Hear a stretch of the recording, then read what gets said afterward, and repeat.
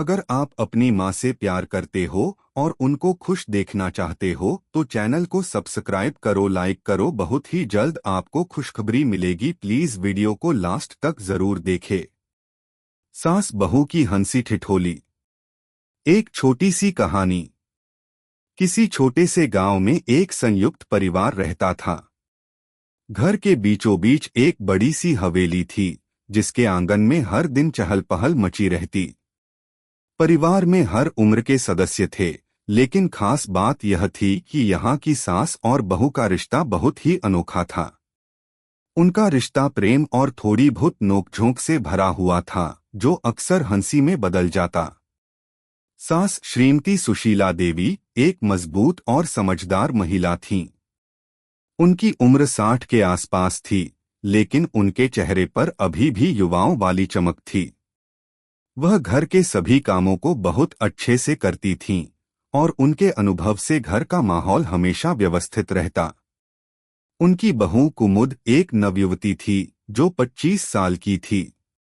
वह एक शांत, समझदार और खुशमिजाज लड़की थी। कुमुद का स्वभाव कभी कभी अपनी सास को चिढ़ाने और हंसी ठिठोली करने का होता था, जो श्रीमती सुशीला देवी को बहुत पसंद आता था। एक दिन की बात है। सुबह का वक्त था। घर के आंगन में सूरज की किरणें बिखर रही थीं। श्रीमती सुशीला देवी रसोई में चाय बना रही थीं और कुमुद आकर उनके पास खड़ी हो गई। कुमुद, माँ, आपको तो कभी आराम नहीं मिलता है ना? पूरे दिन घर के काम करती रहती हो, आपको तो अब कहीं घूमने जाना चाहिए। सुशीला देवी हंसते हुए कहती हैं, अरे बहू, काम तो जीवन का हिस्सा है। अगर मैं आराम करूंगी तो घर के सारे काम कौन करेगा? और वैसे भी मुझे घूमने जाने की कोई जरूरत नहीं। मेरे लिए तो घर ही सबसे खूबसूरत जगह है। कुमुद ने तुनक कर कहा, लेकिन माँ, क्या आपको लगता है कि यह घर सजा संवरा रहता है बस इसी वजह से कि आप काम करती हैं? क्या आपको नहीं लगता कि कोई और भी थोड़ी मदद कर सकता है? सुशीला देवी मुस्कुराकर कहती हैं, क्या तुम यह कह रही हो कि मैं खुद से काम करने में हठ करती हूँ? कुमुद चिढ़ते हुए जवाब देती है, नहीं नहीं माँ, मैं तो बस यह कह रही थी कि कभी कभी मुझे भी रसोई में आकर हाथ बटाना चाहिए, वरना लगता है कि घर में केवल आप ही काम करती हो। इस पर सुशीला देवी एक दार्शनिक अंदाज में कहती हैं, अच्छा तो यह है कि तुम्हें लगता है कि मैं काम करती रहती हूँ और तुम आराम करती हो। कुमुद ठिठकते हुए कहती है, नहीं नहीं माँ, मैं तो बस मजाक कर रही थी, और फिर आपको भी तो कभी आराम करना चाहिए। कुमुद की चुटकी और सुशीला देवी की चतुराई ने हंसी का माहौल बना दिया। तुम क्या समझती हो बहू, मुझे आराम करने का समय मिलेगा?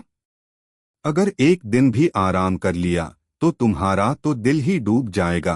तुम्हें लगेगा कि माँ के बिना सब कुछ खाली है।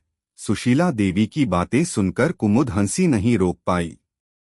माँ, आप भी कभी तो मजाक करो, लगता है आप मुझसे ज्यादा समझदार हो, कुमुद ने मुस्कुराते हुए कहा। सुशीला देवी ने घेरते हुए कहा, ठीक है, अब तुम क्या करोगी? क्या तुम फिर से चाय बना सकती हो?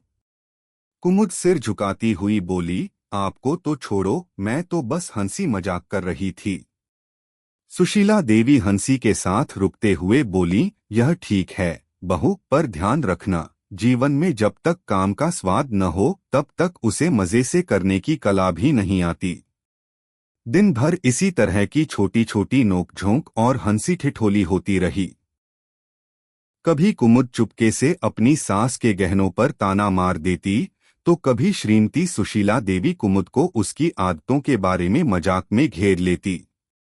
जैसे एक दिन कुमुद ने रसोई में कुछ नया पकाने की सोची। उसने सुशीला देवी से पूछा, माँ, क्या आप कभी चॉकलेट केक बनाती थीं? सुशीला देवी ने आंखें तरेरते हुए कहा, क्या तुम मुझे यह सिखाओगी? क्या तुम समझती हो कि मुझे केक बनाने का तरीका नहीं आता? कुमुद हंसते हुए बोली, नहीं माँ, मैं तो बस पूछ रही थी। आपको जो पसंद हो वही बनाइए, मुझे तो बस देखना है कि कौन सा तरीका बेहतर है। सुशीला देवी ने चिढ़ते हुए कहा, अच्छा तो तुम भी हमेशा नए नए तरीके खोजती रहती हो। चलो देखती हूं कि तुम इस बार क्या नया करती हो।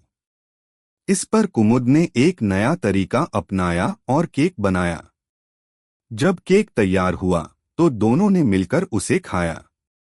कुमुद ने हंसते हुए कहा, माँ, अगर आप सिखा देती तो मैं और बेहतर बना सकती थी।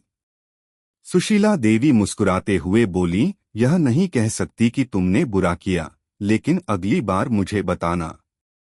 दिन इसी तरह हंसी ठिठोली और नोकझोंक के साथ बीतते गए। कुमुद और सुशीला देवी का रिश्ता जितना गहरा था उतना ही मजेदार भी था। दोनों एक दूसरे की खामियों को प्यार से स्वीकार करती और एक दूसरे के साथ वक्त बिताने का आनंद लेती। यह कहानी हमें यह सिखाती है कि रिश्तों में थोड़ा सा हंसी ठिठोली, थोड़ी सी नोकझोंक और बहुत सा प्यार रिश्तों को मजबूत बनाता है। सास और बहू का रिश्ता भी अगर प्रेम और समझदारी से निभाया जाए तो वह और भी सुंदर बन जाता है।